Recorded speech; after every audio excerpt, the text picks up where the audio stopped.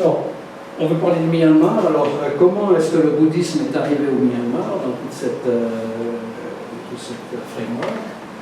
Alors, ça s'est passé pendant l'Empire Gupta en Inde, à une époque entre le 4e et le 6e siècle, où les transports maritimes se sont beaucoup développés. Et les moines et les marchands traversaient les mers. Et à cette époque, il y a eu une entrée du bouddhisme Theravada de la partie sud de l'Inde et en particulier de Ceylan sur la côte sud de Myanmar, une région qui s'appelle Taton. On remarque sur cette carte, et vous allez voir les cartes suivantes, le Myanmar est toujours dessiné dans une couleur un peu différente pour s'orienter. On remarque aussi sur cette carte que le bouddhisme Mahayana, le bouddhisme de compassion, qui est ici indiqué par des flèches bleues, a une beaucoup plus grande diffusion à la même époque. Et il s'est diffusé d'abord vers le sud, en direction de la Malaisie, de Sumatra, de Java, et de là vers le nord, en direction de l'Empire Khmer, ici, et également des civilisations Champa au Vietnam. Et d'un autre côté, depuis Gandhara, en suivant la route de la soie, le même bouddhisme s'est étendu en direction de la Mongolie, de la Chine, et peut-être même à cette époque déjà une entrée du bouddhisme en Corée et au Japon. Alors l'Empire Gupta est très important parce que ça a laissé une marque stylistique très distincte. On voit ici un Bouddha debout.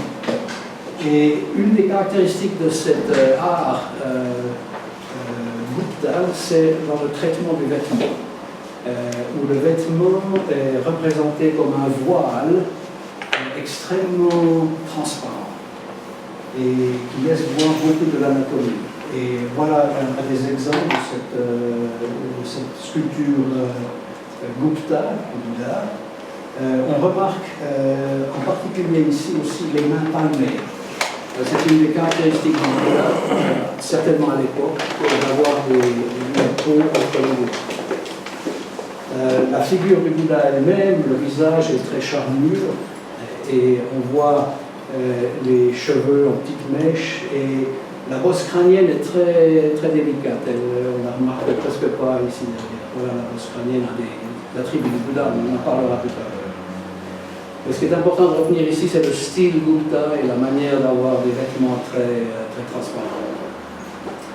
Alors, du 7e au 8e siècle, c'est donc le bouddhisme a eu sa diffusion la plus importante dans toute l'Asie du Sud-Est. On voit toujours en direction à Myanmar que les connexions sont toujours avec le sud de l'Inde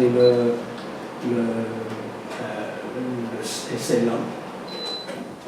Les autres, le bouddhisme Mahayana, on l'a vu, il était déjà par là, il remonte en direction de la Chine, il s'établit fermement en Corée et au Japon. Ce qu'il faut aussi retenir de cette époque, c'est qu'il y a eu une autre culte, la formation d'un autre culte bouddhiste qui s'est formé en Inde, qu'on appelle le bouddhisme tantrique, Vajrasana, ou encore le bouddhisme ésotérique. Et ce bouddhisme s'est développé en direction du Tibet, et de là en direction de la Chine centrale. Alors, on a trois cultes différents bouddhistes.